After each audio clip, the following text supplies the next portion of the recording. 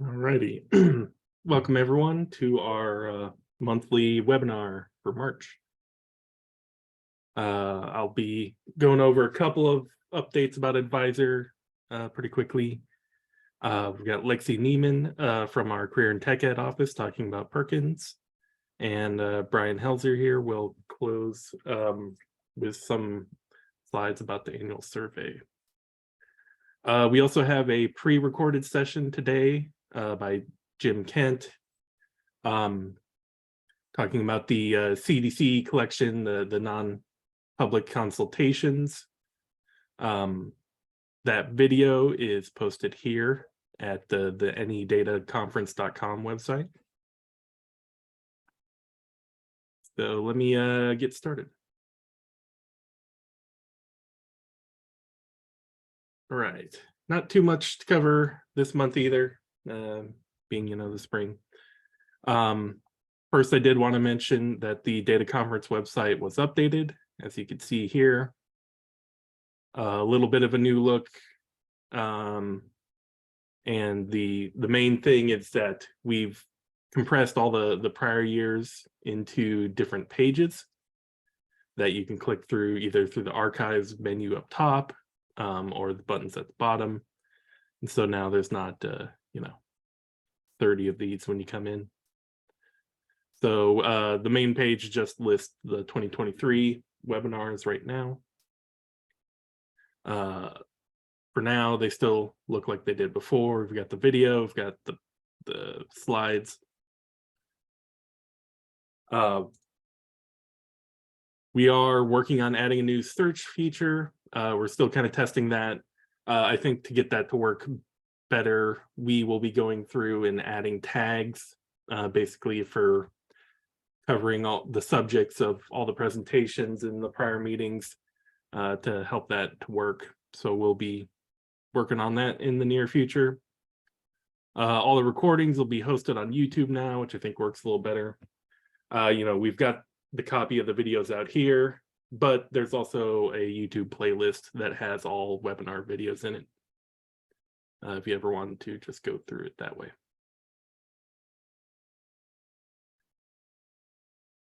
So what's next in 22-23 for Advisor? I've still had this on my list for a long time. I'm trying to work on it now. Course report updates and instructional unit reports. I've started to edit some of the existing course reports, adding the planned instructional time field so you could see what's being reported there.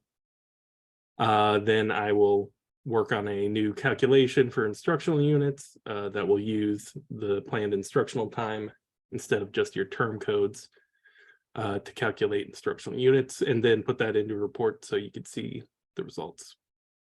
I'm really trying to work on this now, but it's we've got a lot of stuff going on. CRDC reports, I still just want to keep this on everyone's mind. There was an email that went out to superintendents a week ago, I believe, that still hasn't officially announced when the 21-22 CRDC collection is going to occur. But I think I've heard that it's probably gonna be in like late summer for collecting 21-22 data. The email that went out to the superintendents last week, I believe, was saying that the Office of Civil Rights is in the last stages of getting this CRDC collection approved. And one good thing, they also mentioned that the next CRDC collection will be 23-24. So we are getting to take a year off after this one. But again, I will update everyone on any news about CRDC collection, as well as I assume superintendents will get another email. Also, in the near future, NDE needs to work with the Office of Civil Rights to give them an updated list of superintendents, because they did not ask for us for one yet, but we will be doing that soon. All right. So for planning for next year, advisor changes. I mentioned these a bit last month. These have now been approved by our administrators here internally. And you can see I've begun drafting the definitions here. This will be in a document for the SIS vendors. I got a question. Oh, Amanda says make sure that we let you know. Yeah, that's a good point, Amanda. We when we know more about CRDC dates and stuff like that, when it's actually going to happen, we'll make sure that we also include that in the NDE bulletin and repeat it. We'll also try to make sure they get an updated superintendent list. Thank you, though. Yeah, if anyone else has questions, please use the Q&A panel in Zoom. Right, so these are the new fields that I more or less mentioned last time. We're just making it a little more official now. The first, we will be collecting next year the IEP begin date, which is really, EdFi calls it an IEP begin date, but really we mean either an IEP or IFSP begin date. That's the date that changes each year when the student's IEP is renewed, or however you would phrase that. I think most SISs already collect this data, so I don't think that'll be a big change. The second change is that we will officially support sending up multiple disabilities. Some SIS vendors already do this. It doesn't actually change anything about the disability codes. We're just noting that we're gonna ask the vendors to make sure they could send up multiples. And when they do send up multiples, there's a field called order of disability, which they mark the student's primary disability as a 1 so that we know which one counts as the primary for like federal reporting. Angie's asking about how long will CRDC give us to collect and submit the data. Summer's pretty busy. Yeah, there's definitely been a lot of discussion with the CRDC people when I've gotten a chance to talk to them about the schedule for this, and I think we've specifically said we can't do this during the year-end collection window, so I think they are trying to push it back to late summer, but I don't have any knowledge on exactly what the dates are going to be right now, but I'm sure we can also we'll be able to give them our feedback if we, and I think many states will be in the same situation. They will get a lot of feedback if they we don't think it's a very feasible time frame. All right, so these IEP begin date, multiple disabilities. I think a lot of SIS systems might already cover that. But this one is going to be a brand new field. I don't think anyone is collecting it currently. This is a field that'll be like a drop-down menu where you've got some choices. And this is collecting a reason why a student who's reached their 3rd birthday continues to be served under Part C rather than moving into Part B.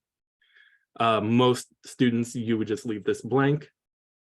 But I've heard that we have like a couple of hundred students that this applies to every year. So there's definitely a chance you may need to report this. Basically, the options are parent refused to give consent to change to Part B, or the parent opts to remain in Part C. I'm sure we'll get some more. I will talk with the SPED office about getting any other info I can about these choices. And the 3rd code is just an other. basically we want to know this for as part of our federal reporting, our ILCID system.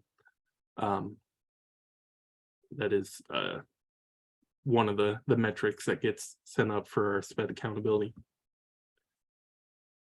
So as we get this into the data elements guide for next year, we will try to put any other notes we can in here. But yeah, if you have any questions about these new SPED fields, please let me know. I've also confirmed we will be upgrading to EdFi Suite 3 version 6.1. EdFi has a very complicated versioning and naming system, which now the EdFi group has put together a web page to help keep track of all of it. So this is the latest version, basically released last November. We are upgrading from this version that was released in November of 2020. So like I've said before, we will probably always aim to upgrade our EdFi system every 2 years. The vendors prefer to kind of keep everyone along at the same version as well, but at least this gives us a year off. So for example, power school districts, basically this means next year you will have to add a new entry in your data exchange, a new profile for this new version.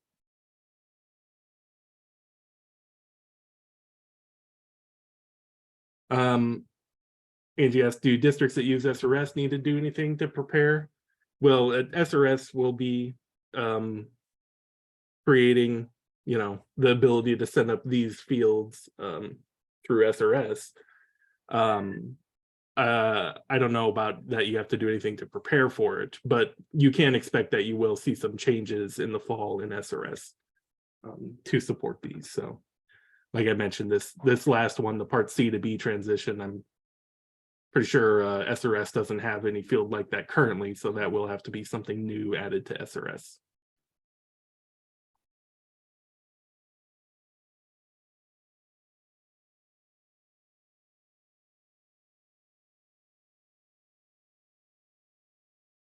Anyone have any other questions? Otherwise, that's all I had to cover this month. I believe next month we will probably have, I'm hoping we should have our 23-24 course codes ready, and most likely we will have a presentation on some of those changes. So hopefully before sometime this month, we will get those posted.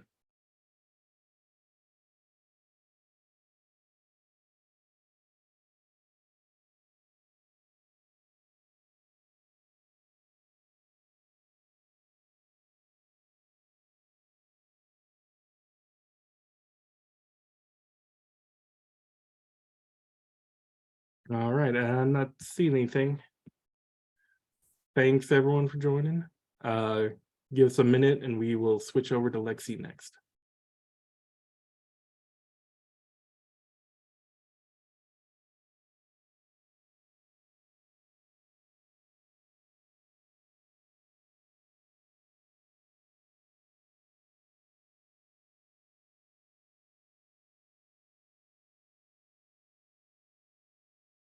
All right, yeah, Lexi, do you want to share your slides or do you want me?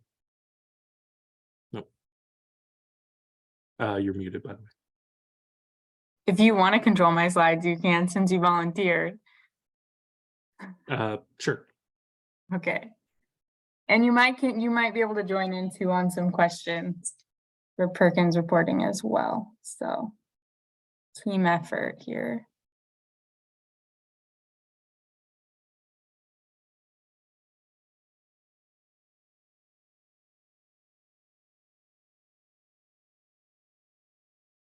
All right, go ahead. Okay.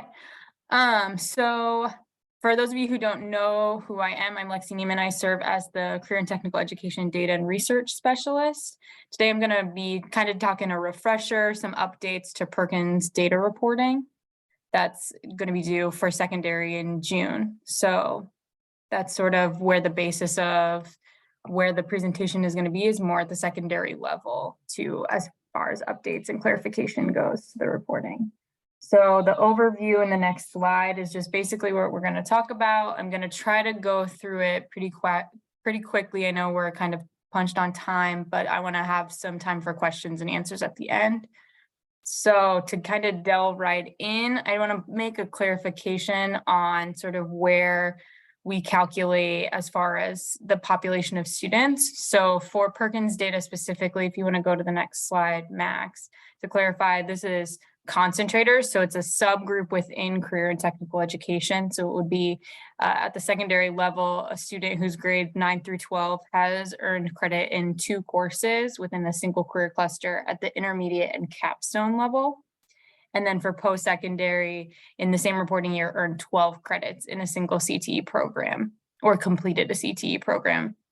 And so I wanted to clarify that as far as performance goes, because it's a specific subpopulation of CTE, although we have built out our reports to include participants. Participants in CTE aren't necessarily calculated in the Perkins indicator performances that we'll talk about here in a little bit. And then the next slide, I wanted to just highlight another subpopulation within CTE Perkins data is the special populations. At the bottom, there's a link that actually goes through the specific definitions. I wanted to highlight that because sometimes it doesn't always capture what you might think it is. So for example, I always use single parents as an example. That would actually be the student being the parent, not a student who comes from a single parent household. So I would always just want to double check the definitions as it pertains to these special populations. So I wanted to make sure I highlighted that. And then in moving forward, as we talk about the indicators, the next slide is the secondary state determined level performance. So the pink squared is actually this last reporting year's state targets. And then the black square will be what we would be holding districts to in June reporting. So I just wanted to highlight that as we're nearing sort of the end of our 5-year plan as it is geared towards state determined level performance, and then acknowledge that the 2S1, 2S2, and 2S3 calculations are being recalibrated right now to see if we can amend those within our state plan. So that's something that will be coming up the pike for secondary that I just wanted to make you all more aware about. And then the next slide highlights post-secondary state determined level performances, same with the pink and the black. I also wanted to acknowledge that at the post-secondary level, the 3P indicator, the non-traditional concentration, we're in our 2nd consecutive year as a state of missing performance. So that's something that we're really trying to be intentional on how we calculate those data to see if we can get a better picture of non-traditional participation with concentrators at the zip code level, not necessarily the career cluster level. So that's something that Max and I will be working on before October reporting to see if we can better get a calculation on non-traditional participation at the post-secondary level. And then the link below is where you can find individual report cards of the, thanks for pulling that up, of the performance for 2022. But then if you scrolled all the way down to the bottom, it still has 2021. So you can compare report cards for performances for the last 2 years, especially if you've missed 2 indicators of performance, you're able to go back and look at those data reports to see where your district or consortium lies. And how these data are calculated, you can keep scrolling, Max, is posted on the website as well that I put the link in at the bottom so that you can get a better understanding of how we come to calculate these performances for each indicator. And that's listed both at the post-secondary and secondary level. And if you were to scroll all the way down to the bottom of this page, it also has the slide that I shared earlier with the state determined levels of performance. So you're able to look ahead with that as well. And then as we delve specifically into indicators, I wanted to highlight the 5S3, the work-based learning indicator for the secondary level, that in order to have work-based learning be considered at the state level, it has to use the Nebraska work-based learning course codes that are listed here. And I wanted to clarify that it doesn't necessarily have to be work-based learning as it pertains to a CTE program. So for example, AFNR, work-based learning experience, you can also have social studies work-based learning experience be counted for this indicator as well. It doesn't necessarily have to be the AFNR, the architecture and construction that belongs to a career cluster. It can be any of the work-based learning experiences. And something new that we're going to do in June for reporting is we're going to add the health certification courses. So that would be the CNA courses, the med aid courses, those certifications, the hours meet the work-based learning requirement that's outlined in the link below. So we're going to now actually flag those at the state to have the students that are in those courses be considered a concentrator with work-based learning. So I just wanted to that should already be showing up in your advisor validation reports if you're looking at your 22-23 Perkins data already. So we've already made that change. So awesome. Max is ahead of the game. Great. I didn't even know that. So I learned something new. Great. So that might also then explain if you have an increase in work-based learning from this last 21-22 to 22-23, it might be because your CNA course is going to be registered. That will increase a lot of districts' numbers. So in moving to the next indicator, I wanted to talk over post-program placement and then as it pertains to 1S1, the graduation rate, because it's actually two different years of graduates. So the graduation rate for the 1S1 indicator, I always say, is the second year. So the class of 2021 would be the 1S1 for this last reporting year. But then in this next reporting year, so what you'll report on in June, would actually be them being in the 3S1. So post-program placement is actually the graduating class of the year prior. So that May to August. So we basically essentially give them from the time they are in that graduation rate, that 1S1 indicator, 6 months after, or that second quarter after, to have some form of post-program placement. And I want to clarify in the data collection piece, according to Perkins and the law, is that you can collect data at any point in time from once they graduate in May to August from June reporting, as long as it falls within that second quarter. So for example, right now it being March, you could go in and you could see who you still have left as far as concentrators with no post-program placement and follow up with them. It would just need to be where they were during that second quarter. And you can still have that collection process happen after the second quarter. It just has to be where they were placed during the second quarter. And then I'm going to keep going. This is some reports within Advisor that would help you sort of track the post-program placement. The first one would be the full list of every single graduate that should have post-program placement. And then postgraduate activity would be those that you already have post-program placement for. And then students missing postgraduate activity, which I recommend going to first, is seeing who doesn't have post-program placement that should and working off of that. And Max, are those are live, correct? For this last? Yes. Okay. To be clear, right now, you would, in advisor validation, you would actually flip back to 2021, 2022 to look at these reports. So yeah, just like, you know, we this is the one piece of data that we're still collecting under last year's data. And it's reported under the prior year in your SIS as well. So accordingly, also in the validation reporting website, you need to flip back a year. Thank you for clarifying that.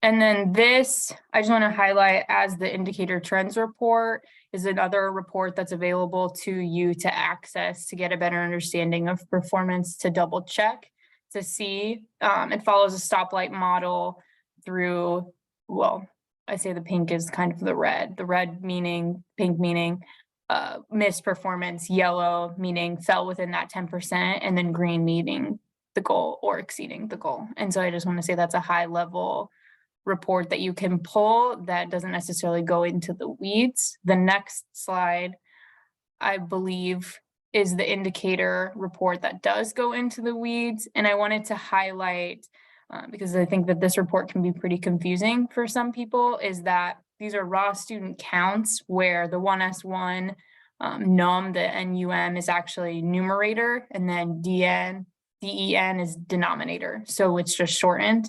So that would be, for this example, the numerator would be the amount of students that actually graduated in this reporting year. And then the denominator would be the students who were set to graduate according to the 4-year cohort. So that's how we would get our 93% graduation rate as a state. The concentrator count, the CONC and then count, is actually just the total number of concentrators. So the 12,794 is within that number. So the difference would be essentially grades 9 through 11 would be in that concentrator number, but obviously not reflected into the graduation number. So that's the difference between those three numbers. As it pertains to when you look at the post-program placement indicator, that actually has two different groups. So the numerator and denominator wouldn't be able to compare to the concentrators because that would be the current students that are considered concentrators.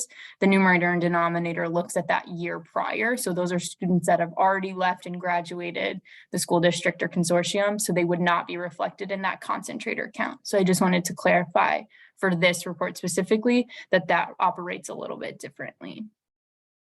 And then where you can find these reports or other reports that might be helpful too is this, the advisor's description of the programs of study courses. I highly recommend going to there if you want to double check course coding or concentrator counts. That's also another good opportunity.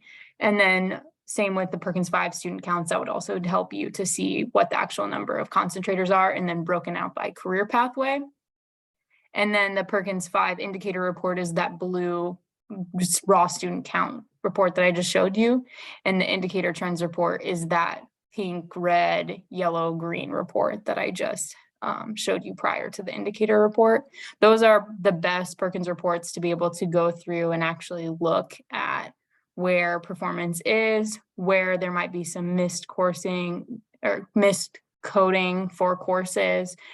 Concentrator counts might be a little bit different because of what's considered to be the performance indicators. So for example, non-traditional concentration for Perkins is all students that are concentrators, not specifically geared towards their graduation. So if they're seniors, versus work-based learning is only seniors. So if you have, let's say, a grouping of juniors that have already participated in work-based learning, they won't actually show up in the data until they become seniors.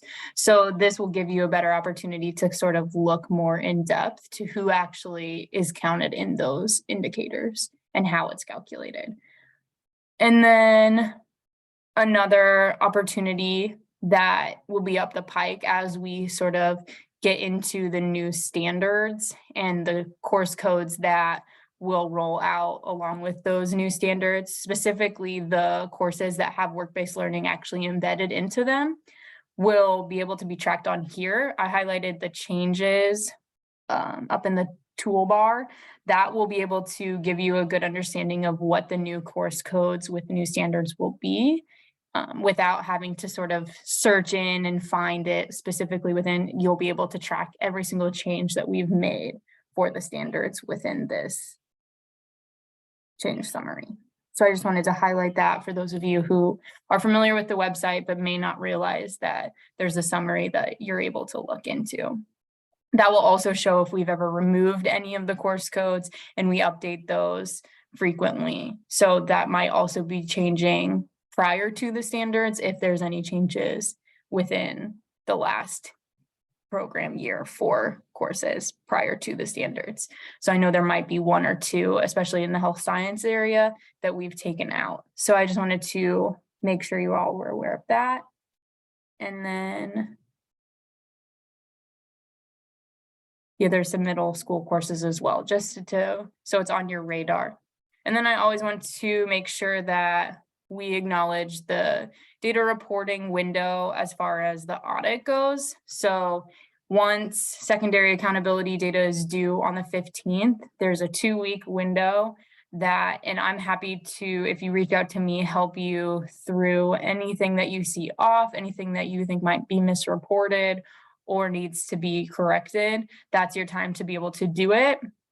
Obviously, same with post-secondary in October, there's a 2-week audit window as well. So I just want to make sure that we're all aware of that audit window and happy to help where needed come June for secondary if it comes down to any specific post-program placement, reports needing pulled, or work-based learning being clarified, anything that you need. And then as well as the links below are resources for data reporting when it's needed for both secondary and post-secondary.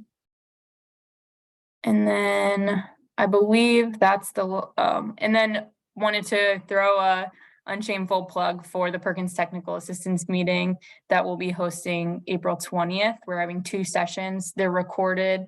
So if you can't make it, feel free to follow the link below that. We'll have the recording when the time comes, and then the registration for the meeting as well. And that's where you can find all the other resource materials for the Perkins grant if needed. So just wanted to make sure we gave enough time for you to add that to your schedule if needed, or if there's another person that you need to have attended as well, they know about the meeting ahead of time. And so that is everything that I had, unless there were questions specifically or clarifications that were needed from the group. I know that was really fast with trying to cram all of that information in a short period of time. So I'm happy to answer any questions in email or giving me a call, happy to elaborate more or expand or have any reports pulled if needed. All right. Yeah, I don't see anything yet. Go ahead, please use the Q&A panel in Zoom if you want to ask anything now.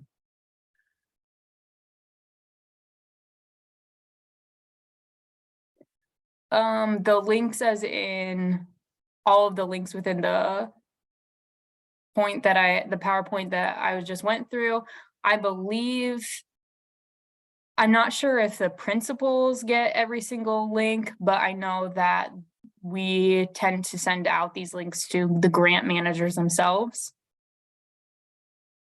And yeah, I mean, if principals have access to advisor validation, they would see it there, but I don't know if that's true in all districts. Mm-hmm.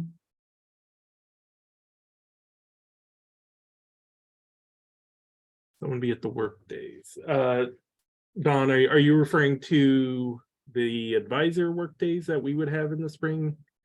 Or are you referring to the technical assistance meeting we'll have Lexi at it and the other CTE staff, I'm sure. At the advisor work days, we haven't specifically planned on scheduling any CTE experts, but it's definitely something we could consider. Or kind of having, you know, Lexi maybe available if needed. So yeah, Lexi, those are work days that we offer to districts in basically in May, which covers everything about year-end reporting and advisor. Yeah, happy to attend where needed. Maxie, you can just let me know. And then I can talk to Terry Slope, who is the Perkins grant manager, to see if high school principals are on the listserv for CTE information and meetings, just to verify and double check. I'm sure they are on some, but I'll just make sure and double check they're on the most of it, or specifically for the technical assistance meeting that I just posted for April, I'll make sure that they're added to that. And I believe Cindy asked about where to get the slides. We do have these posted on the nedataconference.com website. And also within a couple of days, I will get the video posted here as well. Don asked for the registration links. Yeah, let me drop it into the chat right now for you.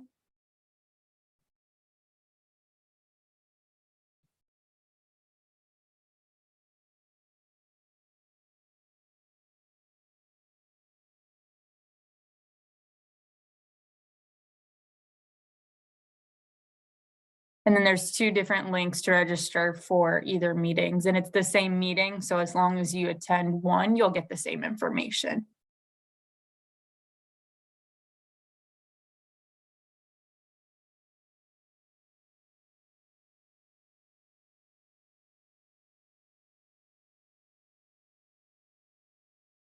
All right. I also put that in the Q&A answers, which I believe everyone can see.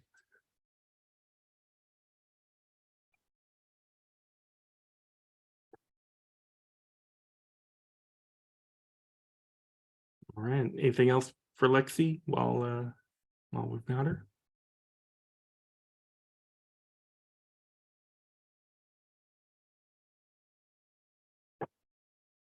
All right. Thank you for joining us, Lexi. Yep. Thanks, Max. Thank you, everyone. Have a good day. Great job, Lexi. And yep, I'll be letting Brian take it from here. Perfect. Okay. Boy, you had 2 excellent presenters before me, and you know they did an excellent job presenting their material. I hope you don't have that same expectation with me. Mine is, let me get my screen shared so we can get through. Let's go right here.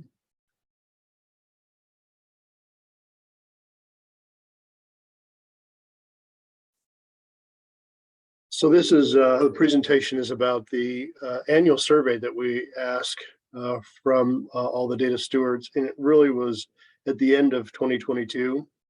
One of the rationales behind that survey was to look to see what kind of content would be good to present in the 2023 season. And so we appreciate everyone who responded to the survey.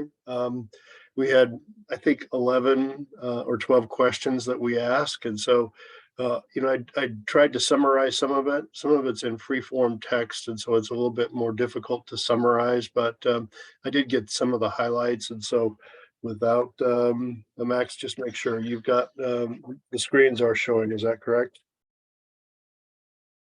Yeah, I can see your slides. Perfect. Okay. So, oops.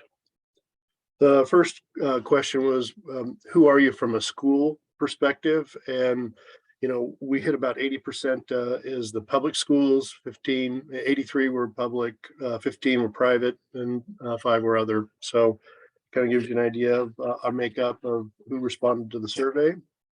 Very simple.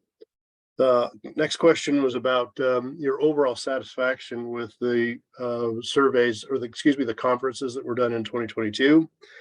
Surprisingly, or I think realistically, we were very pleased that at least 60% rated it a 3 or above, which is great. You can see the numbers. We had a couple of them that were in that 1 and 2 range, which one thing that was we decided to do a little different with this survey was to survey anonymously. So we really don't know who responded how.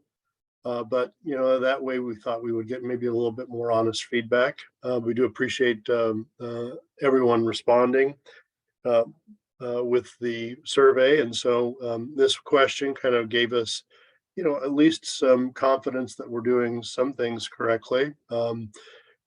I think we still have room for improvement, but that's what I take out of this question.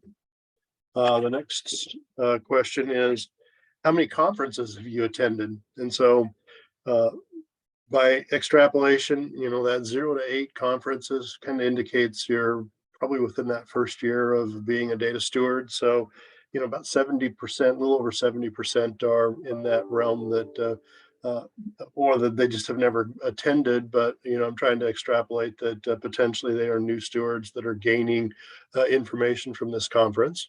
So on to the next slide. And this is pretty busy. So I'm not planning on reading some of these slides that are really busy. I want to just call out some high points that were part of the survey. And this is really topics that we were looking at for 2023.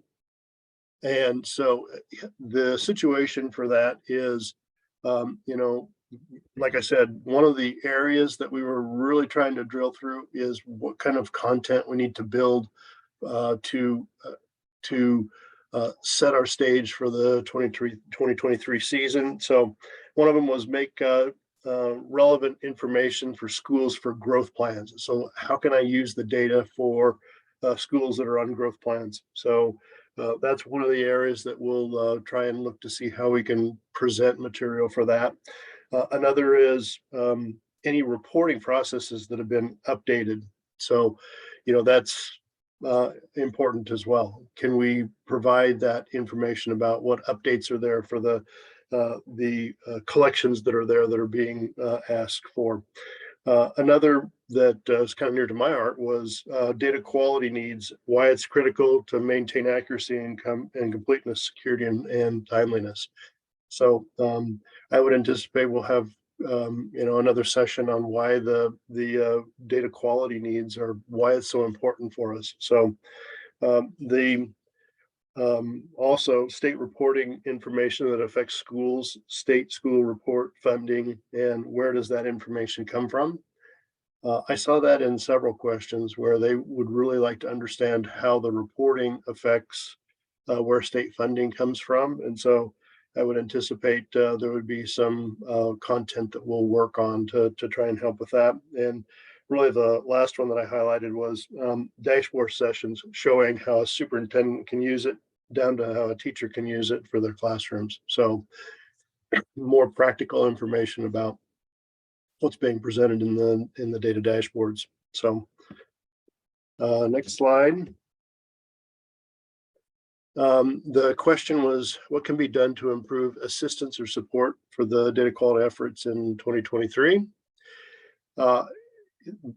This is a theme that's going to come through that we saw in a number of the responses. The aspect or the request that we look towards the potential for in-person type connections. So the virtual data conferences are really nice because they are cost effective and it allows people to join and gather and get the information, but there's still something that's missing. And so that was clearly evident in a number of the responses. Continue with faster communication. Let's see, there was something about sending a reminder for the conferences, and I kind of wondered what was going on there.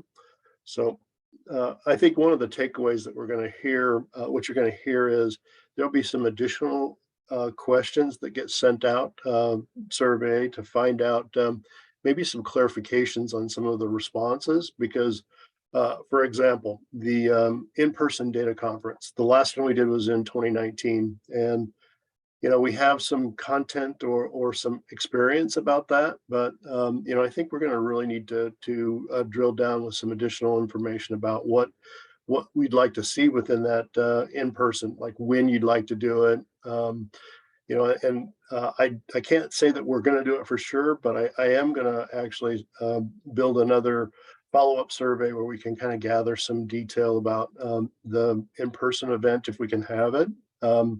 What the cost associated with it, because I know there was a fee associated when we did it in 2019. So there'll be, like I said, some additional questions that'll come out that'll get distributed.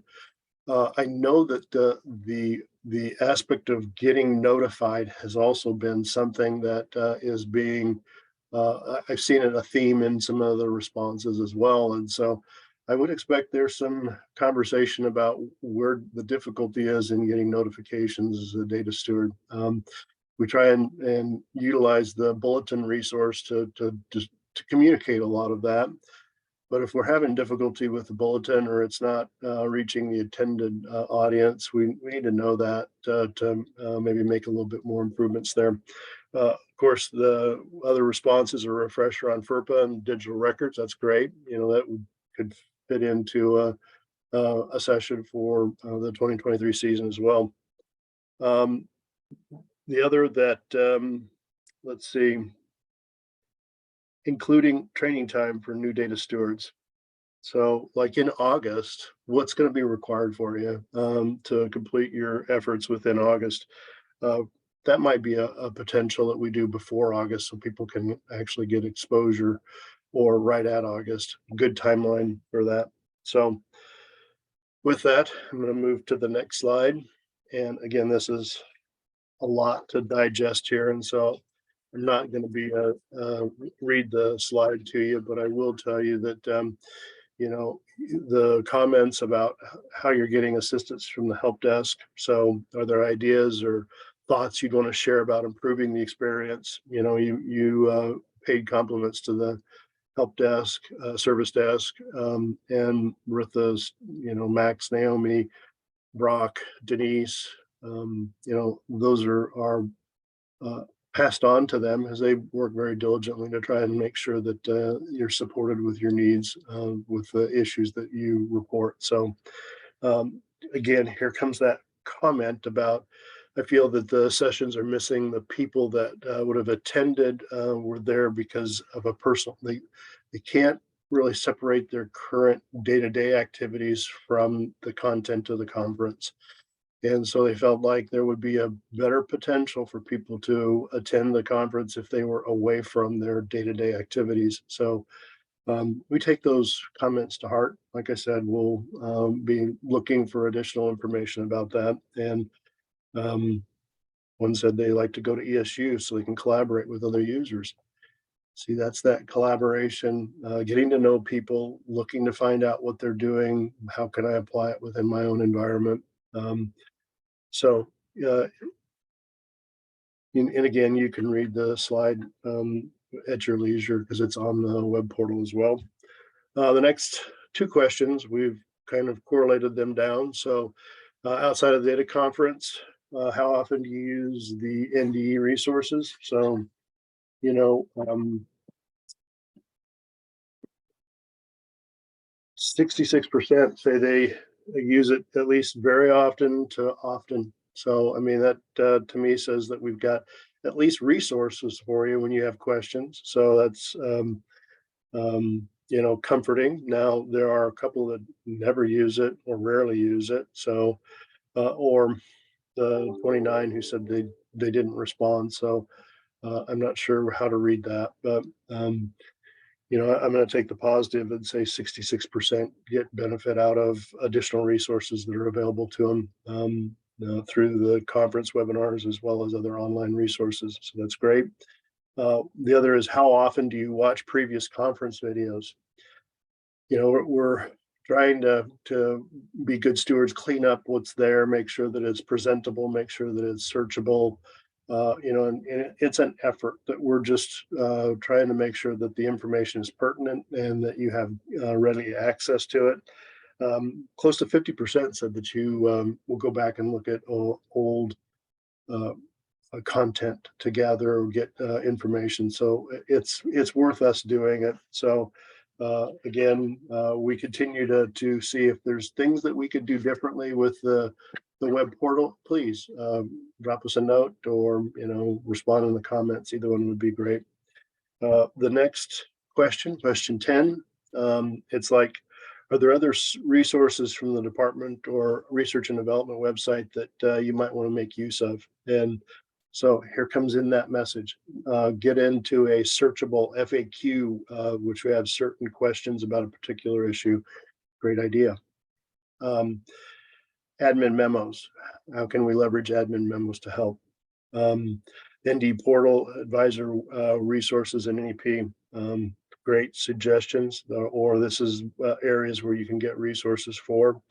The advanced search feature needs to be better as on your menus. And so we take heart. We are working to try and resolve that. It's one of the reasons that you don't have the search function right now, because we're seeing some work that needs to be done, and we're working with the communications team to make sure that that search function works correctly. So we're anxious to get that back to you. One of them said they didn't realize the recordings were available. So Again, it's how do we make sure that the communication gets sent out so people know where they can find the information. And again, some of the old stuff, the website needs to be removed. We took that to heart, kind of cleaned some things up. So question 11, again, pretty busy slide, but we appreciate Max, Naomi, Dennis, and Brock for all the helpful staff. So help desk staff, they're a great group to work with, and they work very hard. Make sure that I'll pass that on to them. If they don't know it already, they do. We really tried to make sure we're meeting your needs, being responsive. Sometimes it's a little bit challenging with people, whether they're unavailable or they're with lots of activities, but we are working very diligently to make sure that we're responsive to you and that we get the responses as quick as we can. So we don't want people to feel like we're not actively working the issues that are reported. Another was looking for the data conference. Another that's repeated over and over. Coding online classes are going to be a big, going to be big in the future from here on out. And then more aware of school schedules. Next week's meeting, you could tell this was in December, and so they were getting ready to go out on Christmas break, and so meetings earlier before the deadline with more accurate timelines of when things are coming online, like the fall SRS this year, and the coming online is so late. So I know we are kind of looking to see how we can we leverage the bulletin for a lot of that, but maybe there's some additional tools or techniques we can use to kind of help give you a resource page for that. So more to follow on that. Again, in-person data conference, bring them back. So we've heard that message loud and clear. With that, I went fairly quick, but I would open up for any questions you've got. The survey was very enlightening, but again, I think what we're going to need is some further clarification, and potentially we may ask for, if you can provide your name if we've got questions that we're going to need clarification on. But because, like I said, this one was anonymous, and when we see somebody who says, I'm a new data steward and I really need to know where the information is to help me do my job, it would be really nice to have been able to respond to that person and say, here's the content, the training, the material, make sure that you've got everything you need to do the job that we're asking you to do. So any questions? Oh, it says, I must have missed the survey. How can I participate in the next one? I'll make sure that we did was we pulled the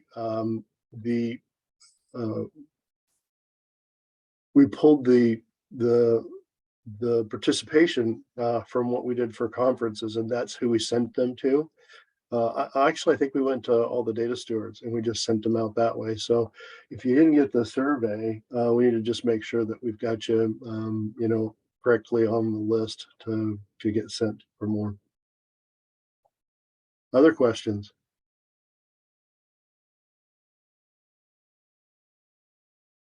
If there are topics that you would like to see or benefit that you get out of this conference, we're very welcome to hear that, because ultimately we want to make sure that we're meeting your needs. That was one of the primary reasons for the survey. What can we present that gives you the most benefit? Because your time is valuable, and we want to make sure that we're maximizing that time. So we will take the content that was delivered in the survey and build additional courses or not courses, but presentations so that we meet the needs. So we welcome that feedback that you gave us, and we'll try and incorporate it into the future meetings. So with that, let's see. It'd be nice if you could record in-person conferences for those unable to attend. We'll kind of keep that in mind. I don't know how that all plays out. The facility has to provide that function, or you have to provide that. You have to have the equipment, but we were a little lacking in the technology for that before, but by the time we have our next in-person one, I think that should be possible. Okay, perfect. Thank you, Max. And then Melissa, many times we take the survey and never know the results. Yeah, I thought it was important that you heard what the feedback was. And again, we're using it to make sure we're tailoring the content to what your needs are. So we appreciate all the feedback you gave us. Very good. Thank you for the monthly online conference. They're much easier to get to watch than getting away for an entire 1 to 2 days. So when we do resurvey, if you really don't feel there's a benefit to it, or I think the intent that we were really looking for is probably a blend of online and or virtual and in person.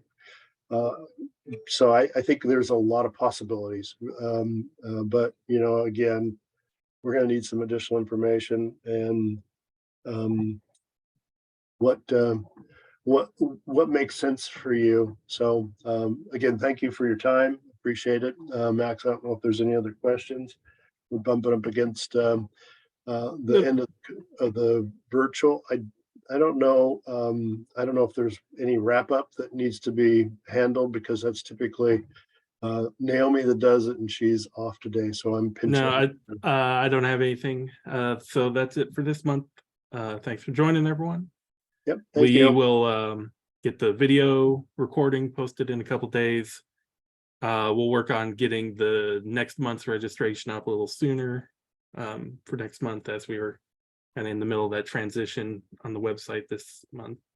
Our next meeting will be April 12th. Yep. Thanks, everyone. Bye.